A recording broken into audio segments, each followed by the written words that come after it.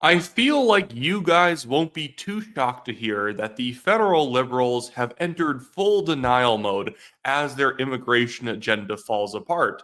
They've actually been doing some good stuff recently. It's not part of their agenda, it's how they're backpedaling out of it.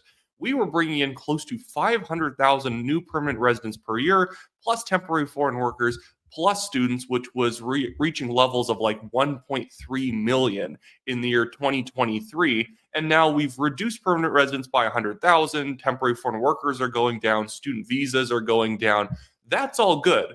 But what would be really good is if the liberals could even acknowledge that their previous approach to immigration, i.e., just jacking the GDP up to pretend like their economy doesn't suck, even though it was still sucking, but it's sucking on a per capita level now, too, that was also bad.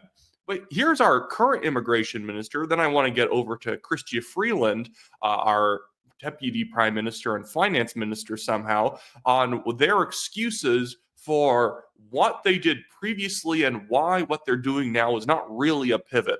Before I get into that, I do want to encourage you guys, if you don't currently subscribe to the channel, please hit that subscribe button, hit the like button if you're watching, and of course, leave a comment if you want. Helps channel growth and whatnot.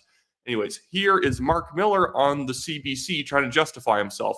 Ironically enough, he's getting interviewed by that guy who had that horrible interview with John Rusted, and he's not nearly as hard on Marc Miller here, even though Marc Miller is in a far worse position than John Rusted, since Marc Miller's a liar and John Rusted wasn't. This change and admission by the federal government that what's been going on over the past few years hasn't worked, that we've been oversubscribed essentially. Well, I think it is worth examining what has worked and what hasn't worked. We do have our share of responsibility federally. Immigration is a shared jurisdiction. Suddenly, immigration is now a shared jurisdiction when they've messed up horribly. Immigration is like 90% a federal jurisdiction. And I will criticize provincial premiers like Danielle Smith, who asked for 250,000, and then the Liberals gave them 250,000 new people. Yes, I don't like that, but still, it's still all pretty much up to the federal government. You know, they control our borders. Would they attack a province? They probably would if they started trying to block people from coming over the border, because that's not your jurisdiction. And we own a lot of the increase that I think was important to prevent the economy from going into the recession, and the growth that we've had, which has almost entirely been due to immigration. That's come with what the Bank of Canada has said is a conundrum, what economists have said is a conundrum on services, on the ability of provinces to adapt. That's what we call in the trade an admission. We were doing this to pump the GDP. So some people say, well, Justin Trudeau's trying to get new voters. He's not trying to get new voters, guys. Check out the BC provincial election. In fact, minority voters, who are mainly who are coming in through immigration, they're socially conservative voters and often fiscally conservative voters. That was like the bulk of the BC Conservatives' electoral base, was South Asian and East Asian voters in many ridings. And so this, though, he is saying what the Liberals' actual agenda was: pump the GDP, pretend the economy is doing well, and then he's saying, well, we had a conundrum. Well, we started hurting our service spending because we didn't have enough service spending for all these people. Because there's a difference between service spending in like a mostly middle class type city where most people don't really need to access too many government services. When you bring in people on student visas, on temporary foreign worker visas, and people are being brought in as permanent residents and they don't have a lot of money, they are far more likely to actually access service spending. 80% of permanent residents and temporary foreign workers in Canada use food banks, and that's not healthy.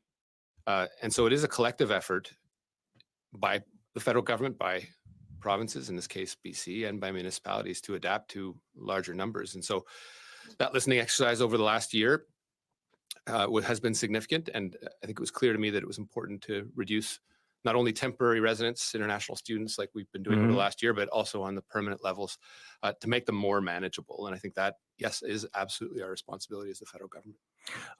This has led to Conservative leader Pierre Poilievre accusing the Prime Minister and your party of flip-flopping here, making a last-minute policy reversal to, I suppose, bring policy more in line with what the Conservatives have proposed.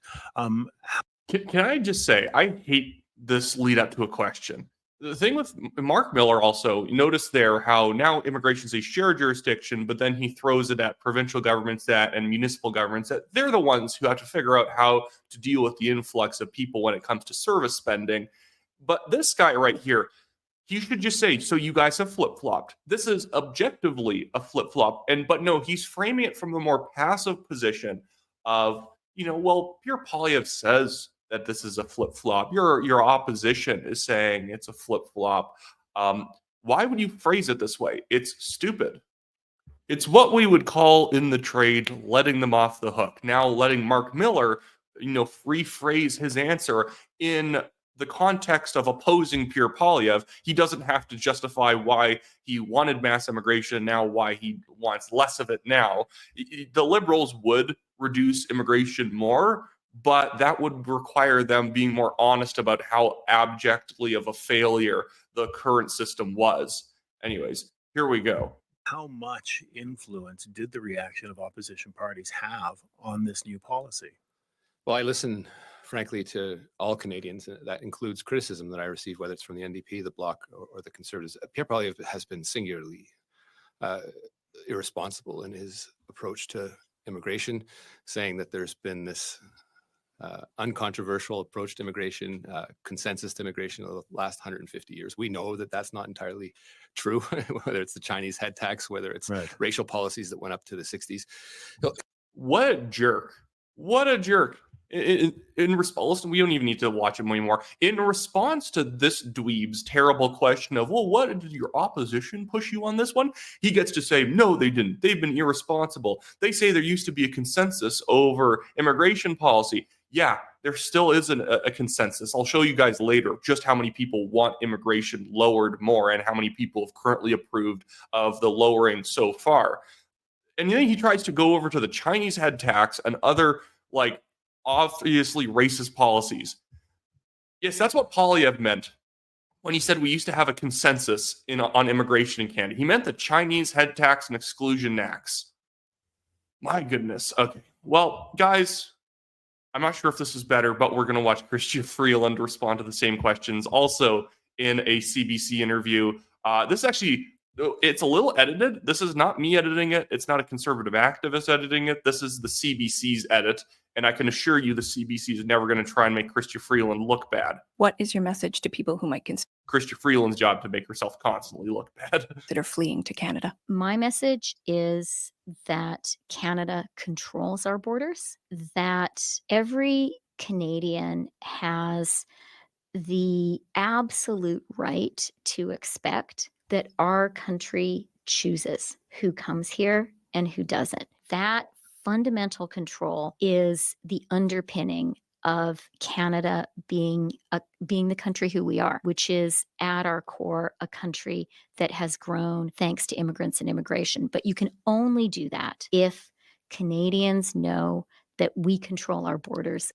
We brought back ISIS fighters into Canada. We have terrorists coming over the border. We, for some reason, approve Khalistani extremists to enter the country and swing swords around on the street and agitate against Hindu temples. We have a lot of crazy people in this country. We control things? Is that how we were picking and choosing really carefully in the 1.3 million people who were brought into the country?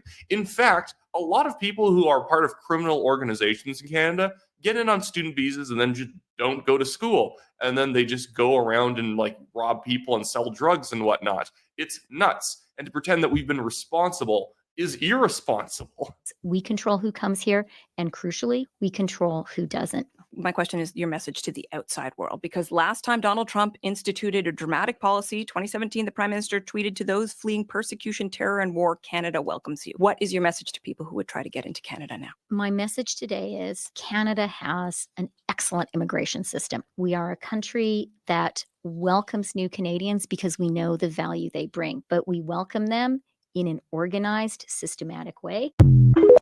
This is the same government that had Roxham Road, that just let people walk over the border and then claim asylum that they obviously didn't need. This is ridiculous. And the idea that this is the huffy, oh my goodness, out of breath type coverage we need because Donald Trump is the US president again and people might need to flee over the border. And Freeland, because of mass immigration, does not want to say don't come here, and she doesn't want to say that no, you can't just run over the border. So she said we have a great immigration system, and we choose people, and we're open. And I can't contradict my boss saying that we are fully open to all asylum seekers. So I'm just going to say this: it's pathetic. Their immigration agenda has fully failed. It has been abysmal how bad this whole thing has been. And the worst part of it all is they can't admit it. If they admitted it, they would actually be doing better in the polls right now. I want to show you just how popular their the last cut they just made was to the immigration rates. This was posted by Riley Donovan here. This is just polling people on what they thought of the 100,000 reduction to permanent residents, reducing student visas and reducing temporary foreign worker visas. Riley Donovan here says, for weeks, the immigration lobby has railed against Canada's immigration cuts. And he actually is, like, he's 100% right about that. There are organizations like the Century Foundation or Century Initiative who are fully on board with just raising immigration rates as much as humanly possible to make Canada like a country of 100 million people by like 2050 or something like that. It's nuts. Anyways, and so he says, going on, he says, business interests condemned it. The Century Initiative raged against it. 143 civil societies and charities signed an open letter to reverse it. 78% of Canadians support the cuts. And it's not just somewhat supportive. Only 25% of some people somewhat support. 53%, a majority, fully support it. This is what every political party in Canada needs to be doing. So I actually partially congratulate the Liberals for finally cutting immigration. Technically, they're the first party in Canada to do it in the last 20 years. It's only been raises since then. It's still not enough, by far, not enough. But other parties and pure Polyev need to get this. Say that your target number is only 70,000 new permanent residents a year, less than 100,000. Temporary foreign workers, slash it to a quarter of the number that we had before. Students, slash it to a quarter.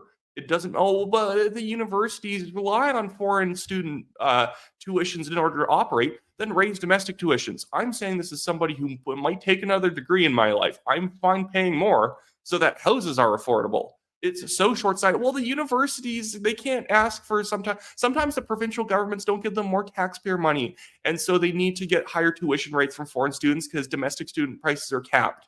Okay, we'll figure it out. Let's just raise domestic student tuitions and we'll stop subsidizing students. And again, I just stopped being a student. Students don't pay that much. Students have been paying record lows in terms of their tuition adjusted for inflation compared to like the last 40 years. Anyways, so Polyev needs to come out and say 70,000 a year, 100,000 a year max new permanent residents. Plus, you have to have skills that Canada needs.